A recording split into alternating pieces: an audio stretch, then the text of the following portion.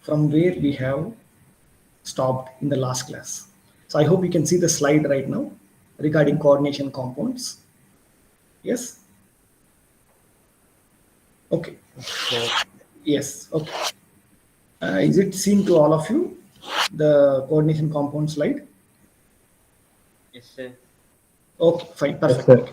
Yes, sir. Yes, so in the last class, what we have seen is how transition metal ions will be bound to ligands.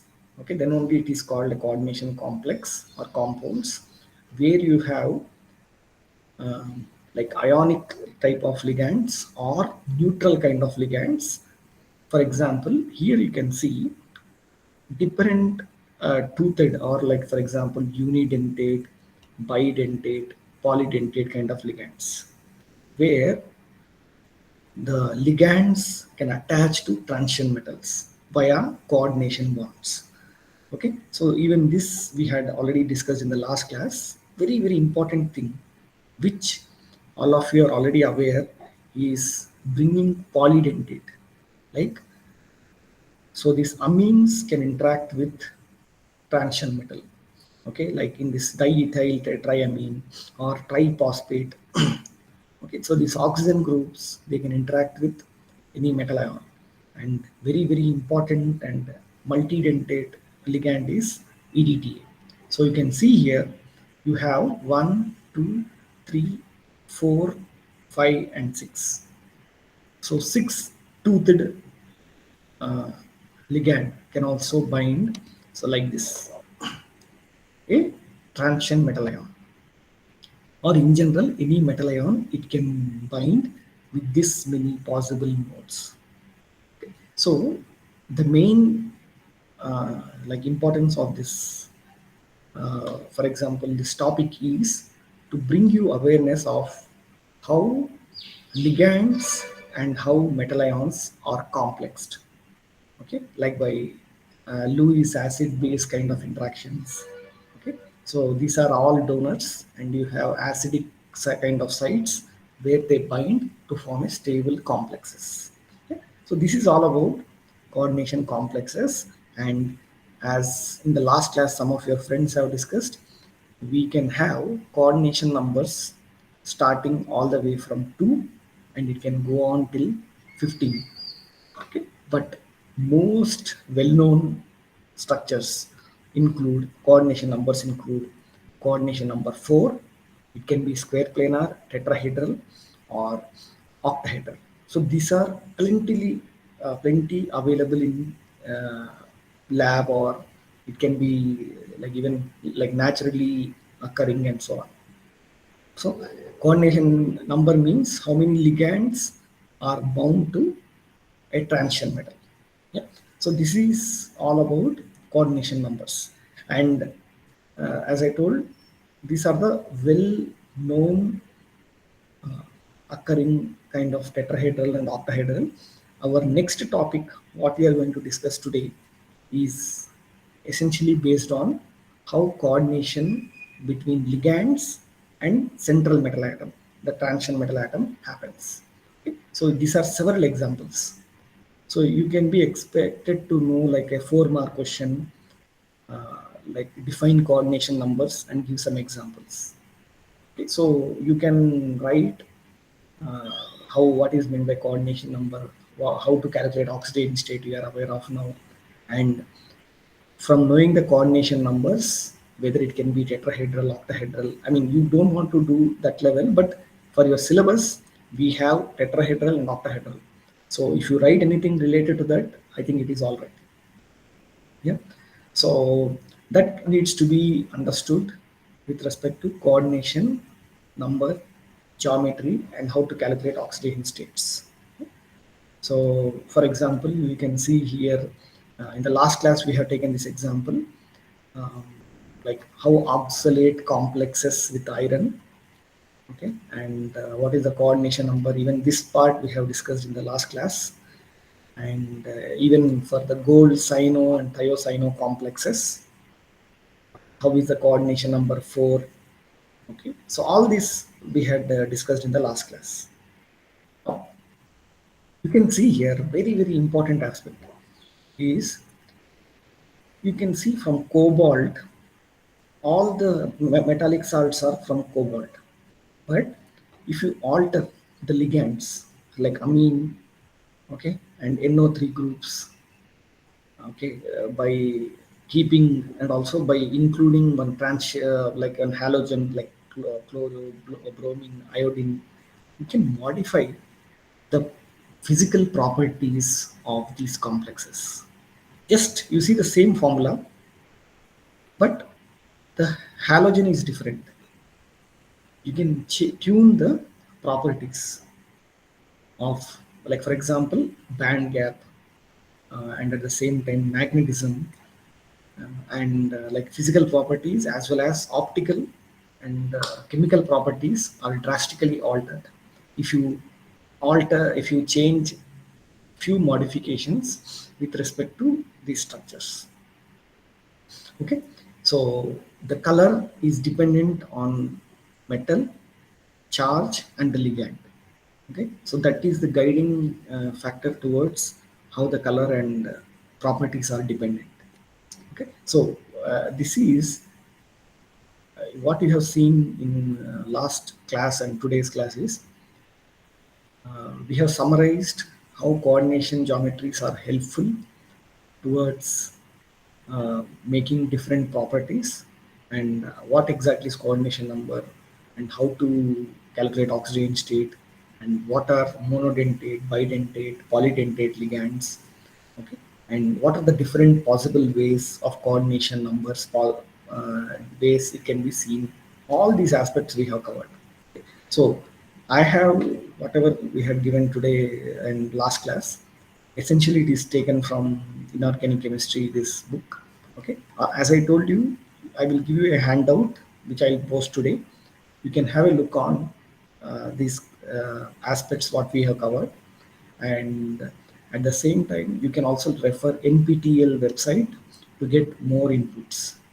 Okay. So, is there any doubt on this particular topic?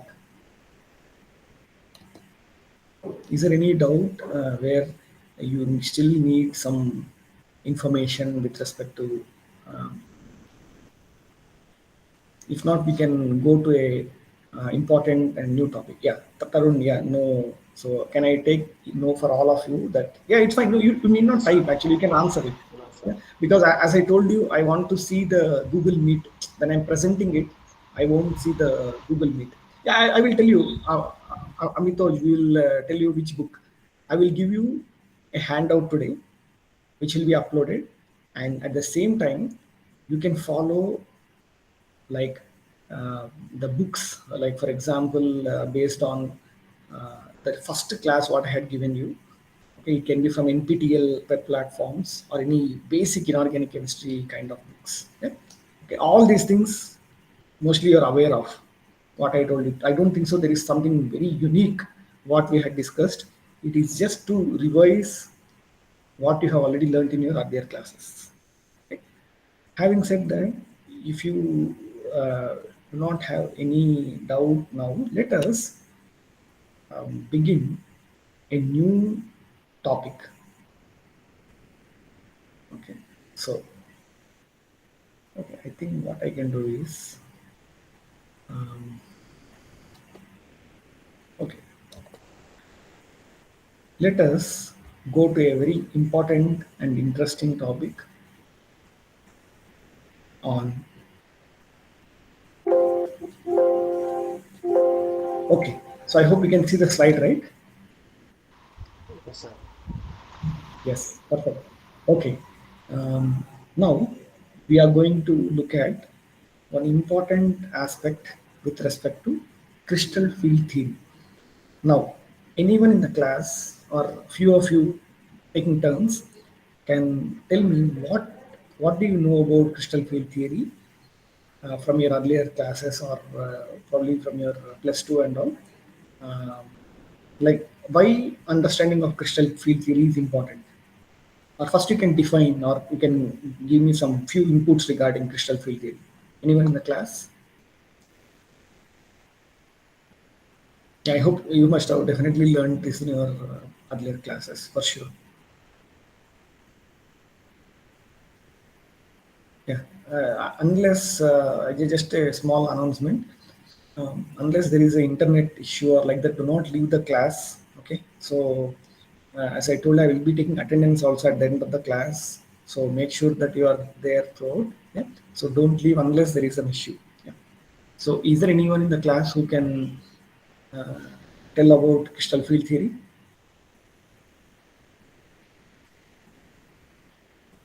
Anyone? There is so much of sunlight. Yeah. Or the important principles. No, you can just tell. You don't see. Again, I'm telling you, people, please chat. It is very difficult. I mean, for other student to learn or read it. You can just tell. Even I'm telling you, you can be very vague, or it can be very rough kind of points. It's not very. I won't tell you that you have told wrong. Okay. Yeah. Just answer. Anyone can answer. Probably who has typed itself, um, like Amitoj or someone can tell. Like, for example, what is crystal field theory or what you are aware of in octahedral, tetrahedral complexes. If not, I will give you my own representation of crystal field theory. Why it is important. The crystal field theory is that Yes. the attraction between central matter and ligands is electrospheric. Yeah, I think Shubh Verma, there is slight some voice issue. I don't know. Everyone can hear clearly, but you can just repeat it again. The crystal field theory is that the attraction between the central matter atom and the ligand is purely electrospheric. Okay, so I can hear terms like energy and all, but I don't know whether everyone could hear what Shubh has told.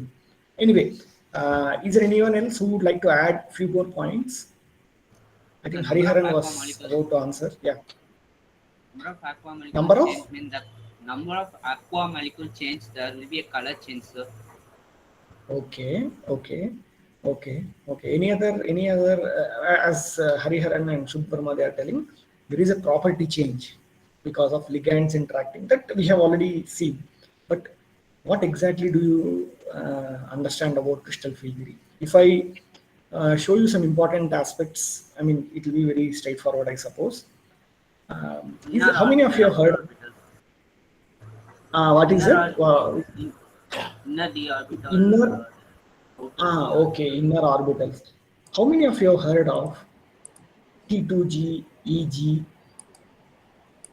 Yes. Amitav, you can just tell, you can straight away say, no problem. You Sir, need it not raise the considers hand. covalent interaction between metal center and surrounding ligands. Okay, it considers metal centers and number of ligands attached. Number of Crystal ligands, what field are they called? energy, sir. Crystal field energy. Huh? Crystal field Okay, energy. okay. Yeah, crystal field Sir, stabilization energy. Yes, you're right. sir, Crystal the field energy of stabilization the energy. So orbital essentially, having the whatever should all of you are seeing, it is entirely dependent on transition metal and ligand, which what makes the properties like optical, okay, electronic, physical properties, whatever you would consider, those will be changed by altering these things. Now, let's go back to what is called as crystal field theory. Again, you are welcome to tune your understanding on this accordingly. Okay, now, you might see some colors right here. Okay, everyone in the presentation might be seeing some colors, and everyone, I mean, all of you will like to see colors, different colors. Okay, right from red all the way green, blue, and so on. Now, why this? What way crystal field theory and these colors are related?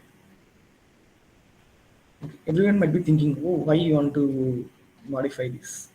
Just if you see this, these are all titanium to copper ions.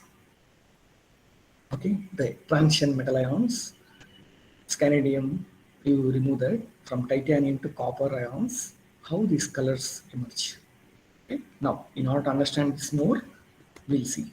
Okay, so let's understand today at least a few importance of crystal field theory. Now, the first row transition metal ions, from titanium, chromium, manganese, iron, cobalt, nickel, and copper. Okay. So scandium and vanadium are colorless solutions. You can see how beautifully we can get the colors of well-known transition metal complexes. Okay. Now, as three of you already have informed that whenever we talk about crystal field theory, we have transition metal ions and particularly d orbitals. So I don't want to explain more about d orbitals to this class, I suppose. Okay, you are well aware of the 5D. Can someone tell me how we get d orbitals 5? Anyone in the class? Just a curious question. How do we get 5 d orbitals? Hariharan, yes, go ahead. Off-field d orbital, the stable state of the.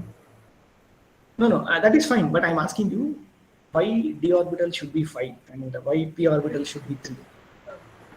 That was my question. 2L plus 1. 2L plus 1. So can you tell what is L in that case? Azimuthal quantum number. Yes, exactly. Yes, you are right, Anurag. Yeah. So it has to be more to do with azimuthal quantum number and how that gives. And I'm pretty sure that all of you are aware of this. Yeah? Now, as I told, we have 5 d orbitals. We have 2 are axial orbitals. So the lobes are within the axis, axial orbitals, and other 3 are non-axial. So they are in between the axis, like xy, yz, and xz.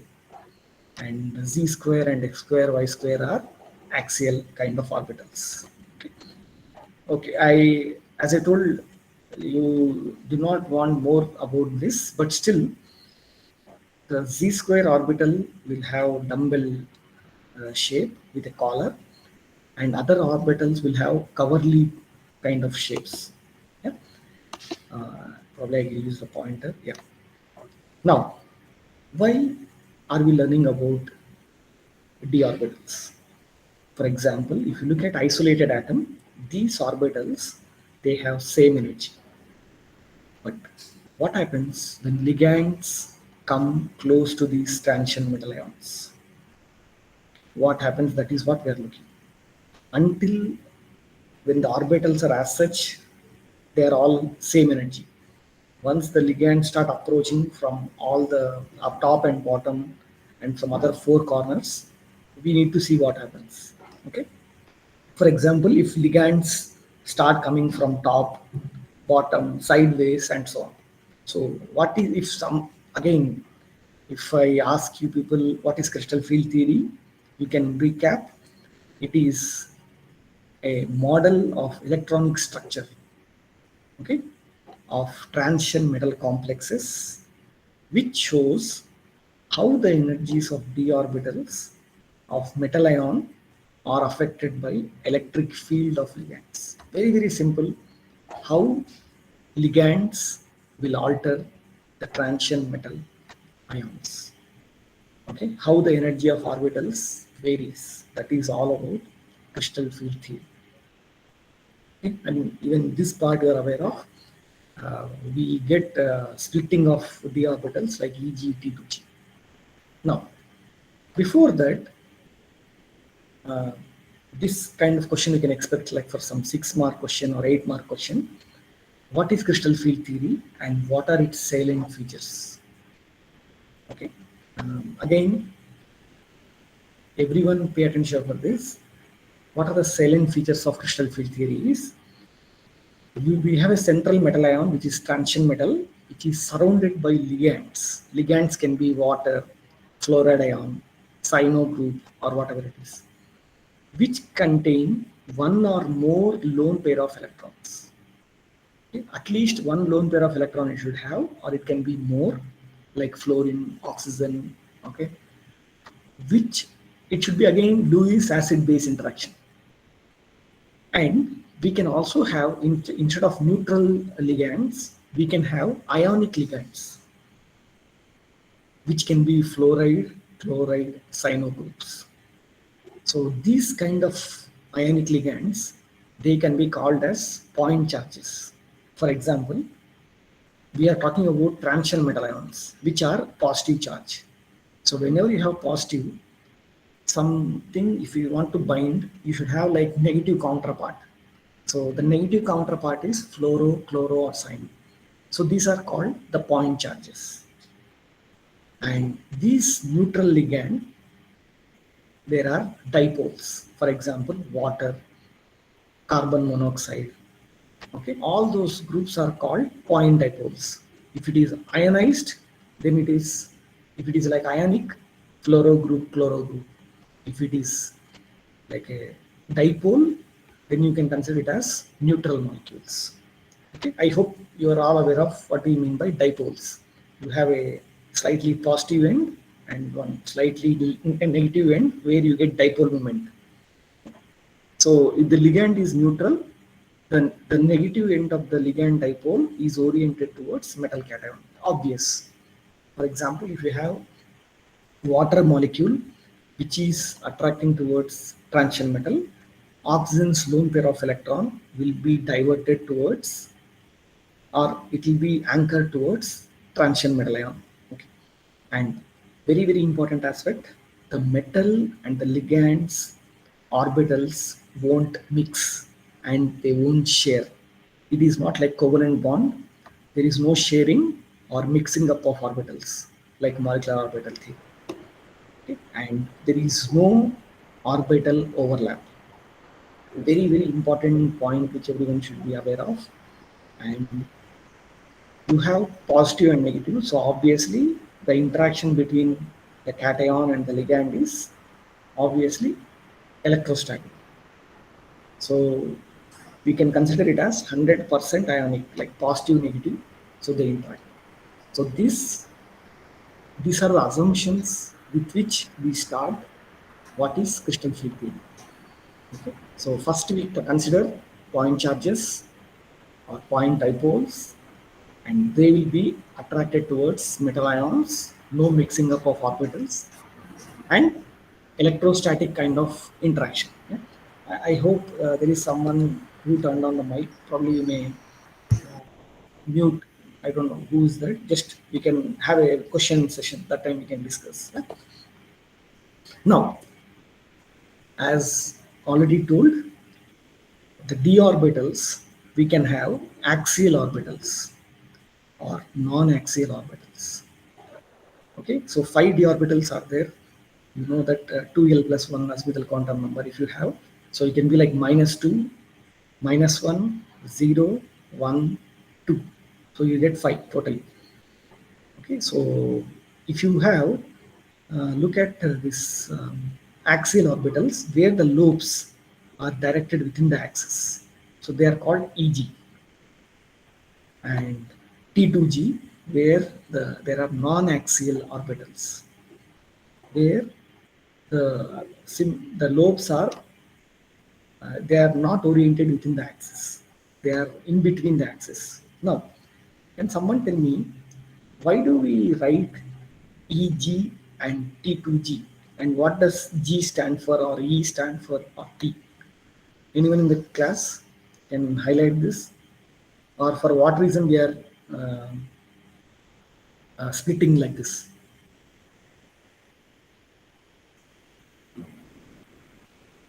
Any answer, or I mean, or still, I mean, can I go ahead and so that you'll understand it slowly?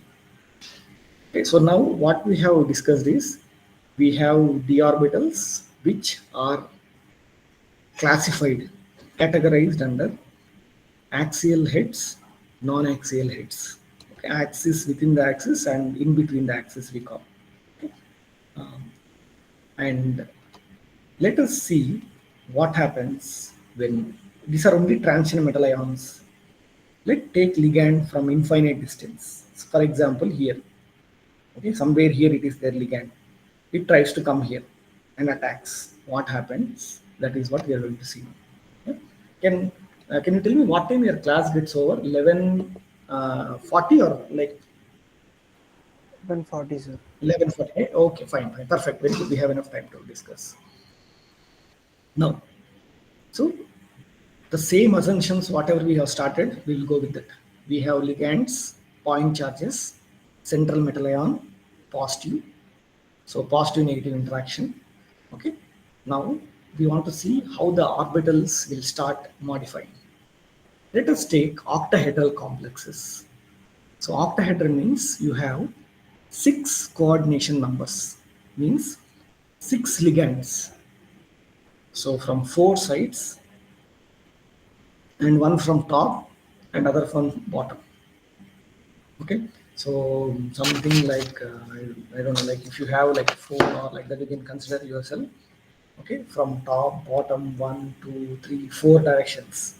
If you start getting that ligands, okay, you have a cube you consider with you, and all the sides and from top and bottom, if it ligands come, what happens? That is all about CFD. Okay, if you have free metal ion, okay, only free metal ion, and these ligands are somewhere infinite, then this all the d orbitals will have same energy. Means they are degenerate. Eg, T2g, all are same. But when you start approaching 6 ligands, which are approaching the transition metal, especially in different corners of an octahedron, what happens? You can see now in this diagram what we are showing is transition metal ion 1, 2, 3, 4, 5, and 6 ligands. Okay. So you allow the ligands to move so that it is targeting towards the central metal atom. Once these electrons, when the ligands start coming, you have ligands electron and d orbital electrons. So what happens? The electrons in the d orbitals are repelled by point charges. You are having already like dipole moments, or for example F minus cyno group, like that. So electrons from ligands, electrons from d orbitals, there will be repulsion. So because of this repulsion, there is change in degeneracy. Now the 5d orbitals will rise or decrease in energy levels. Okay, so how it is happening, we will come to know very shortly, and also I will show you a simpler diagram of how these things happen. So if all the ligands, they are approaching from equal distance, then the d orbitals from infinite distance, when they are coming to near distance, they rise to certain extent. Okay, a small like degeneracy is lifted, and especially the axial orbitals like z square, x square, y square orbitals or eg orbitals, since they are in the axis, when the ligands are also coming in the axis, so there is a greater force of repulsion. So what happens? They move to higher energy, while the non-axial orbitals will move to lower energy. How it happens? Please see to that, and you can believe it. Yeah? So these are the axial orbitals. These are the ligands. So ligands are coming from top, sides, and from the axis. So you have ligands and d electrons both having like negative charges. So there will be higher potential energy or more repulsion. Okay, like this. So these are the ligands and this is the d electrons. So you have higher potential energy. So these are axial orbitals. Okay, like this. You can see here, these are the d x square, y square, right? So if the electron also is coming, like the ligands are also coming like this direction, and transition metal ion which has electrons, so there is a repulsion. Same with z square. Now, what about in between, or like for example, when you have non-axial orbitals? Okay. These are the non-axial orbitals, and you have the ligands coming. So there is no interaction directly. Only when it comes closer to this much direction, there is a d orbital electrons will be really feeling the effect of the ligands. Okay, especially these non-axial orbitals, they have lower electrostatic repulsion, which means lower potential energy. Okay? So you can see here when the ligands are coming and when they are pointed in between the axis, there is not much of interaction between them. So these will be placed in lower in energy while higher energy will be axial orbitals. So finally, if you want to convey, you can see this is the free metal ion, okay, transition metal ion like copper, titanium, whatever you can consider, okay, or cobalt.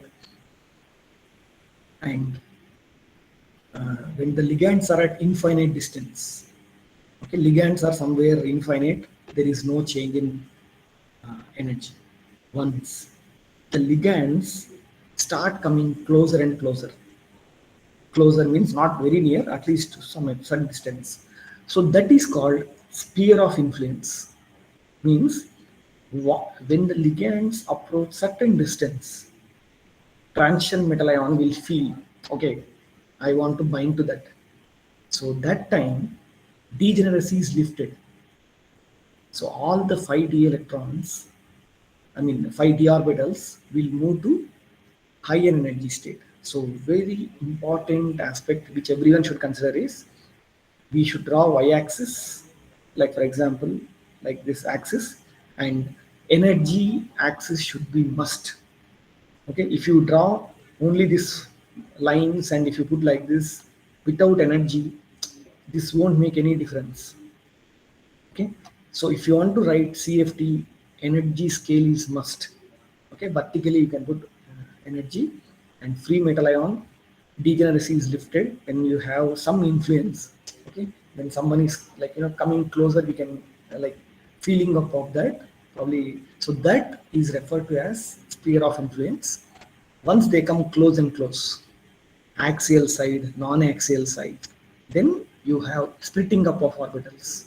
So obviously axial orbitals will experience more splitting, non-axial orbitals will experience lower in energy. So they are lower in energy and these are higher in energy, okay, as compared to the sphere of influence. Okay, now for a spherically symmetric crystal field, these are all assumptions, okay, like no mixing up of orbitals, okay, no like mostly electrostatic based interaction. With all those assumptions, we are also considering spherically symmetric crystal field. That is the reason we are calling about spherical symmetry or sphere of influence. Then we get 6 ligands when they are approaching. You get crystal field theory, or for example, you get crystal field splitting. So the transition metal ions, the d orbitals will split into E set or T2 set. Okay, so T2 set is the non-axial orbitals, E set is the axial orbitals.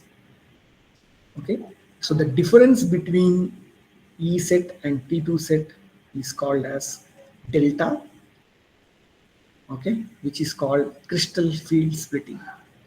How do we get crystal field splitting? Because of change in energy between two sets of d orbitals of metal ion, okay, like transition metal ion, because of interaction of orbitals and the electric field of ligands. Very, very important. Electric field of the ligands, we're considering them as point charges, how they interact. So due to which you get crystal field splitting. Okay, so this is a very important factor why we get crystal field splitting. Okay, now because of the influence of approaching ligands, the 5 orbitals where it were degeneracy, you can draw like this in your exams or like that. You may draw like this, and when the ligands are coming closer, the degeneracy is lifted, and then you can see splitting up of electrons. So T2G is triply degenerate. That is the reason T. Okay, this T, E are called term symbols. Can someone tell me like what exactly G stands for? Gerard. It has to do with something. Huh? Yes, you're right. Gerard. Can you tell me Gerard. again? Gerard. Gerard. Okay. So G stands for Gerard. It is again considered based on symmetry. Okay. Gerard, the phase change, there is no phase change. It is uniform. There is one more term called ungerard, where the phase changes. Same phase, opposite phase. That terminologies are called as gerard and ungerard. Yeah. So again, you are telling. Please remember, we are talking about symmetrical field. Okay, symmetry. Many times we are talking. So that means these are all. So T is triple E degenerate. 1, 2, 3. E is double E degenerate. Okay, and G stands for Gerard. And 2G they have basically based on term symbols. Okay, which I will give you how we get. You don't have these explanations for your syllabus, but whoever wants to learn or understand why these term symbols are kept, you are welcome to read any advanced or symmetry based group books. Okay, now even this aspect I think some of you might have already studied is why are we writing delta naught? Okay, what is the separation? How can we separate that? Okay, let us separate them in two different ways. So you can separate them either by delta naught or 10 dq. Delta naught, it tells means the crystal field stabilization energy for octahedral complexes.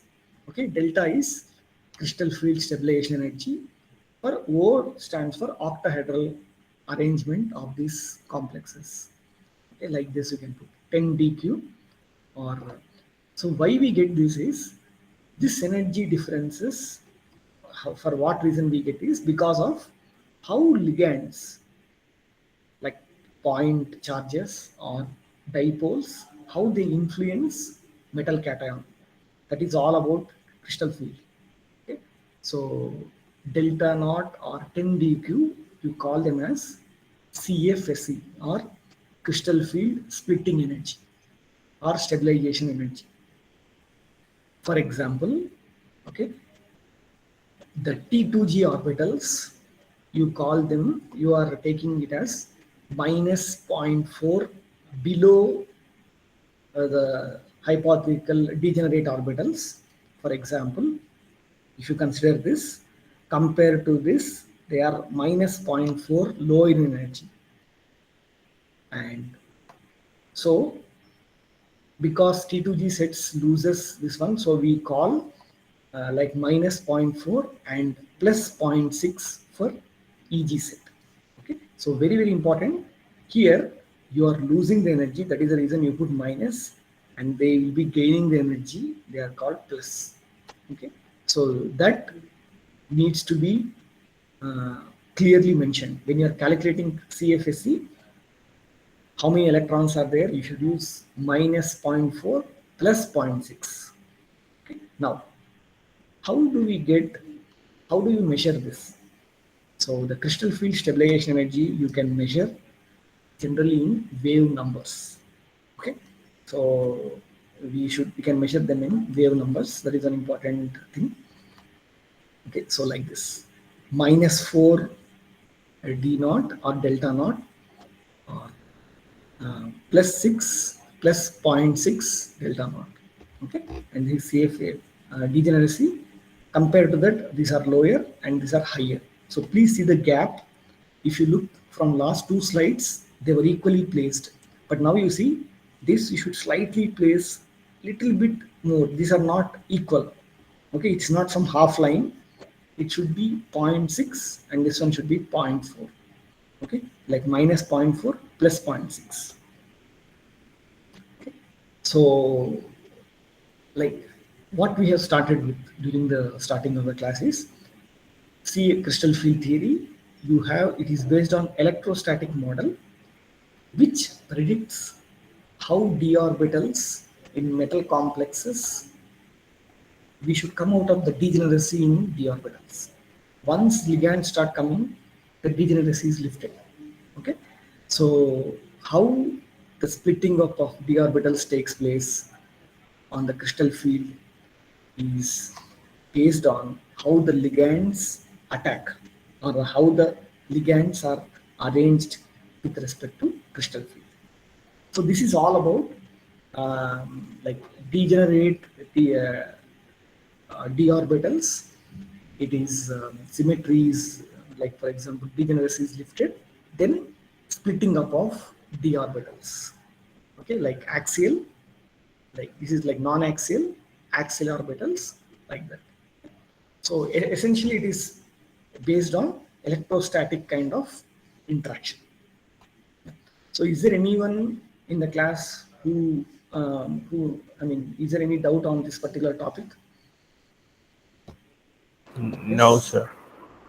No? Okay, and I'm pretty sure that some of you already might have studied, or at least you are well known to calculate like CFSE for. If I tell you Fe3 plus calculate for crystal field stabilization energy, you can be easily able to calculate, I suppose. Yeah? Anyway, we'll do that exercise in our upcoming classes and so on. So, is there any doubt on this particular topic?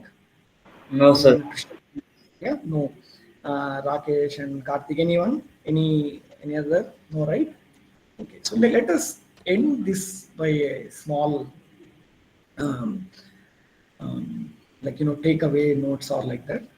Like, let us see finally how we will end the class. So we have, as I'm repeatedly pointing out, you should mention definitely energy scale for a 4-mark question, or even when you're writing an assignment. Okay, all the time mention energy in the vertical axis. And transition metal ions all are having same energy. Once the ligands start approaching, so the metal ion will feel the influence. Okay, I'm no longer positive now. So that until the sphere of influence. Once it comes, the degeneracy is lifted, whether axial side, non-axial side. So non-axial will reduce, axials will increase in energy. Okay, the difference between both is referred as crystal field energy. So the non-axial orbitals, they are referred as T2G, axial orbitals are EG. Accordingly, you can see the how the interactions takes place, and finally, because of this, the energy stabilization happens. Okay, and these are the axial orbitals. You can see that axial orbitals, how the ligands approach, how influence it can feel, and the non-axial orbitals, how the energy goes. Okay, so minus 0.4 plus 0.6. These are the important takeaways which you should be considering during CFSE. Yeah? Okay, so this is all about CFSE and how the ligands splitting happens. Yeah? So, okay, like this, same thing. Again, I'm telling the main reason why I'm repeating this many times, even though you are aware of this, is I want you to get a feel how a ball is being attacked from different sides. Like, for example, 4 corners and from top and bottom, transition metal ion, if it reacts, how the splitting up of takes place, like minus 0.4 plus 0.6, and the difference between them is 10 dq. So this is all about field energy calculation. So I want all of you to calculate and tell me the values probably in the next class, or when we have the theory class. Before that, everyone should be aware of electronic configurations for scanedium all the way to zinc. Okay, it's like 21 to 30. It's as simple as that, but still do know how to write the configuration, at least 4s1 3d1 like that, or 4s2 3d1 you should be aware of, and know what are the oxidation state. If you write Fe2 plus, so the s electrons are removed, D6, so that kind of things you should be aware of. and so that you can calculate crystal field stabilization energy. So now, and also in the next class, I want you to calculate for a D1 electron, D2 electron, all the way till D10. What is the CFSE for D1 all the way till D10? Okay? So that is your, I don't say assignment, like a practice for you to think about this, since you have already done this kind of assignments in your earlier classes and so on. Yeah? Okay, so you may use this formula. Minus 0.4 number of electrons and plus 0.6 the number of electrons in the like axial kind of orbitals. Okay, so we will stop at this stage the class, and I just want a few minutes to take attendance so that you can leave the class as soon as you answer it and you can leave. Okay,